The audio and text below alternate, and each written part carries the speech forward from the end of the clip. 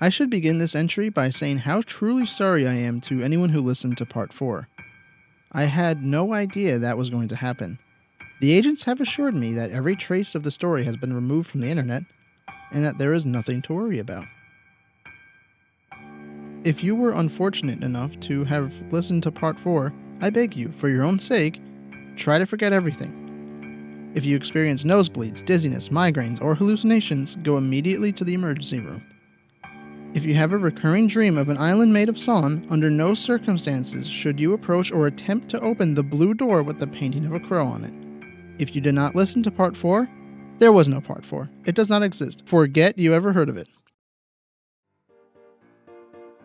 By now, you probably already know that there is a shitty gas station at the edge of our small town, and that weird things have been happening there. The city council has personally asked me to stop talking about it, as there have been some astute readers that not only tracked down our small town from the brief descriptions I've given, but actually came and visited me at work. I heard that one of them has joined the mathematist, and as far as I know, the other 2 are still missing. Once again, I am sorry. I'm not working right now. It's the first legitimate break I've had since I first started writing my stories on receipt paper all that time ago. Time moves funny here, flowing slow and fast all at once, like molasses out of a shotgun. It's a good thing I've been keeping a journal. I've got a few moments before my laptop dies, and I think now would be the perfect time to transpose my journal entries before the battery runs out or the blood loss gets to me. Right now it's a race to see what happens first. Before any of you worry, I've already called Tom, and he said he's on his way to give me a ride to the hospital, right after he picks up dinner for the Ledford orphans, John Ben and little sister. Tom and the other deputies have been taking turns checking in on them and bringing them food in an attempt to make the whole thing less tragic. They've been living on their own ever since the incident that totally did not happen, and anyone who says otherwise is a damned liar. There I go again, off on another tangent. I guess I'll get to it, and type up my journal entries while I still can. November 2nd, 2017, 9:00 p.m. So much has happened here since the Halloween incident that we aren't allowed to talk about. I've been much busier than usual, dealing with the aftermath as well as the cult. The mathematists have been cleaning out our inventory on a daily basis, planning ahead for some kind of secret event that I only get to hear about in hushed mutterings and whispers. Night is coming earlier, and the weather is getting colder. November 3rd, 2017, 2:00 a.m. The man in the trench coat is back. He's standing just outside the gas station door, staring in. He's been there for almost an hour now. On the bright side, I haven't had a customer come in since he showed up. On the not so bright side, I can't help but feel like he's trying to put thoughts into my head. He won't be able to, though. I've had way too much practice. Kiefer came in earlier today, before the sun went down, and sat in a booth drinking coffee for a while. Eventually, Spencer Middleton showed up. Spencer had a word with Kiefer, then came storming up to my register, screaming at the top of his lungs. He grabbed the display of lotto scratch-offs and threw it across the room. It was obvious that something had upset him. That's when I took the earplugs out. "Everything okay?" I asked, stupidly. I knew damn well that everything was never okay. "Did you hear a word I just said?" Spencer asked. I explained to him that I had taken to wearing earplugs in an effort to drown out the sounds of screaming that periodically radiate through the air vents. I guess the screams must have stopped a while ago, or maybe I had imagined them. Either way, I didn't need the earplugs anymore. At this point, Tom walked into the store, his white hair looking even whiter than normal. Spencer, I could see, became instantly aware of the deputy's presence. "Where is he?" he half whispered, half growled. "Where's the other one?" "Carlos?" I asked. Spencer sighed. "Sure, Carlos. He's not due for another 20 minutes.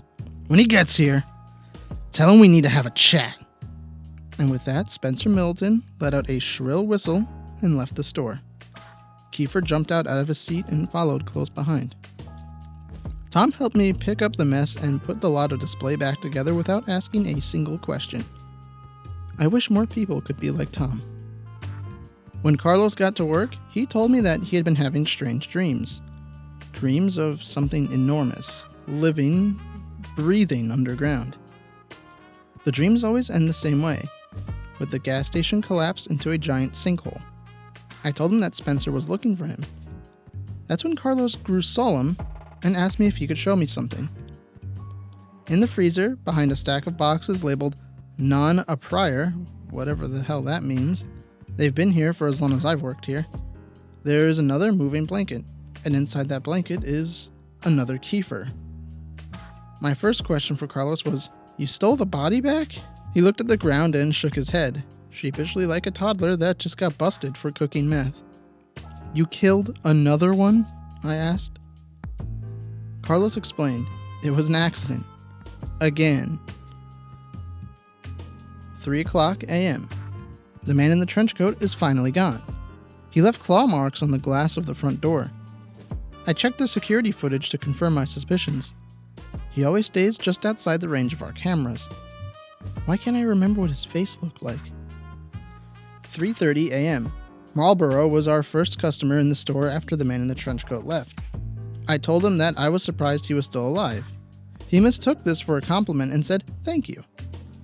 I asked him if he was ready for the big event, but then he just stared at me blankly.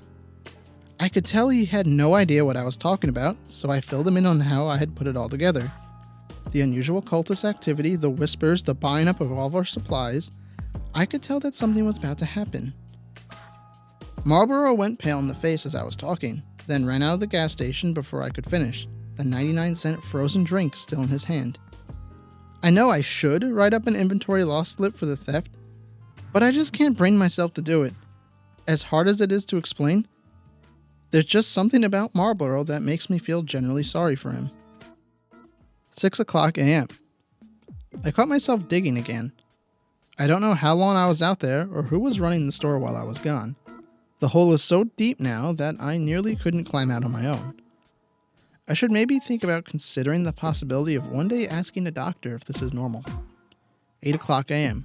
Marlboro is currently crying in the dry storage closet. Through his sobs, I could barely make out the story. Marlboro was sent on some kind of vision quest for the last week and has no idea what the other cultists had been stocking up for. When he went back to the compound earlier tonight, he found the whole place completely deserted. Beds were left unmade, some plates had food on them, a fire still burning in the fireplace. Everyone's clothes were still in their personal milk crates next to their sleeping bags. But the people, all of the people, were simply gone. Marlboro isn't taking this very well. But I have a business to run, so I asked Carlos to help me carry him into the dry storage area. I figure he can work through some stuff in there, and then maybe when he's done, he'll just, I don't know, go home? November 4th, 2017, 9:00 p.m. The exterminators just left. They said they got all the snakes this time, but I have my doubts. November 5th, 2017, 5:00 p.m. Kiefer came into the store again today and made some thinly veiled threats. He asked about Carlos, too, but I told him that I was tired of being the go-between and that if he had business with Carlos, he needed to take it up with Carlos. That's when Kiefer started getting weird. You know this place is just a big experiment and you're the little mouse? I asked Kiefer to buy something or leave. So he bought a pack of toothpaste, then started to undress in the store and rub the toothpaste on his naked body. They tell me that something's wrong with your brain. Is that true? I tried to be polite and avert my eyes as I answered, "Yeah."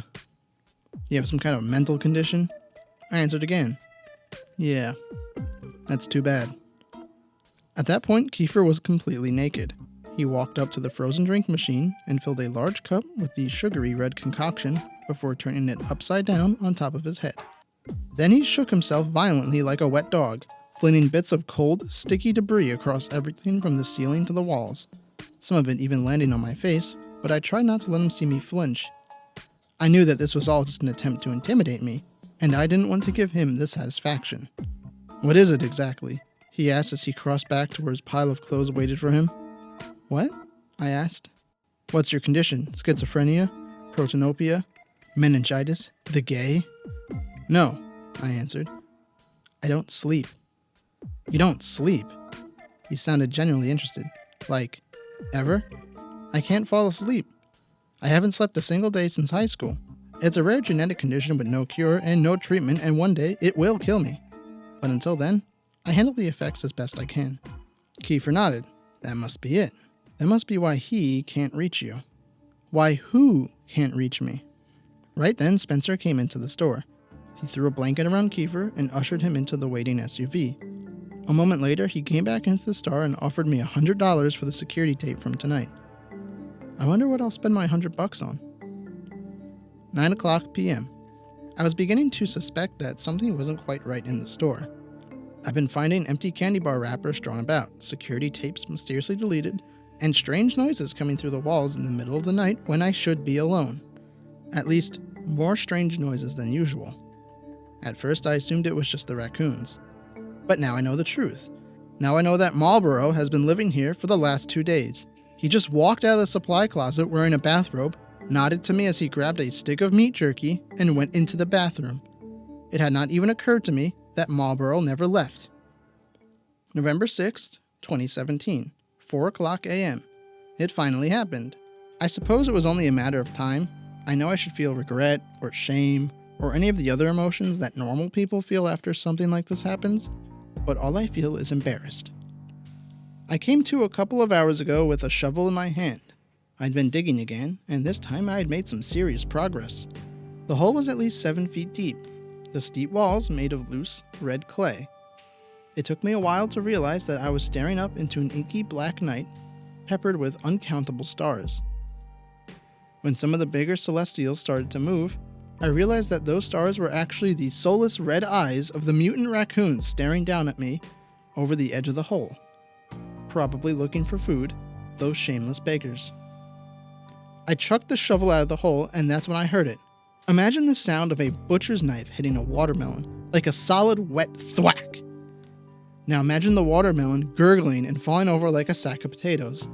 Oh man, this metaphor has really gotten away from me. When I climbed out of the hole, I saw the shovel standing upright, the business end firmly lodged inside the open chest wound of a still twitching Kiefer. The Kiefer was dead before I got to his side. In a final act of defiance, he had turned both of his middle fingers up to me. I felt just the slightest amount of respect for him before I went into a mental state that I can only describe as subdued panic. The first thing I wanted to do was find something to wrap the body in because surely Spencer Middleton would come for it soon. When I went into the gas station, I was surprised to find that Marlboro had taken it upon himself to work the cash register while I was gone. He was reining up one of our regulars, Charles, a great big fat man that always buys soap and boiled peanuts. I nabbed a tarp off the shelf and took it outside. That's when I learned something. Kiefer's heavy. Like, really heavy. I understand that a human body is basically just a meaty, fleshy water balloon full of guts and excrement, but nothing could really prepare me for how leaky and gross and heavy a dead man can be. It was only by some miracle that I managed to drag Kiefer through the back door and into the freezer without being seen. It took all my strength to pull the mass behind the boxes and onto the stack with the other 3. When I finally finished, I had worked up a sweat, and even the cold of the freezer wasn't enough to keep me cool. As I stood there letting my breath come back and adrenaline wear off, I took stock of my situation. That's when it dawned on me. There were 4 Kiefers in the freezer with me. 4 Kiefers. Where the hell did the other 2 come from? The freezer door opened and Marlboro entered, dragging a dead Kiefer by the legs. He stopped and made eye contact with me. When he saw the Kiefers at my feet, I said the only thing I could think of. Well, this is awkward. Marlboro and I decided to open a bottle of Strega liqueur and have a few drinks. He explained that he had accidentally killed Kiefer a couple of times. I totally understood. The guy was just so easy to kill. At one point, Carlos came into the freezer to grab a box of cookie dough. He didn't even acknowledge all the Kiefers. My laptop's battery is currently at 2%. It's obvious now that I won't have time to tell you the rest of my journals before it dies. I don't have time to tell you how I ended up at the bottom of this hole underneath the store with a broken leg. But I can tell you that I hear someone moving around above me, which is good because I don't think I'm alone down here. If you're listening to this, it means I managed to upload my story. If you're not listening to this, then I don't know, what even are you? Someone just called my name from the top of the precipice. I think it was Carlos. I wonder what happened to Tom. Why didn't Tom ever show up? Come to think of it, I remember Tom didn't survive the Halloween incident. Wait, who the hell have I been talking to this entire time? I promise that if I survive long enough to recharge my battery, I will come back and tell the rest. Until then, I guess this story is to be continued.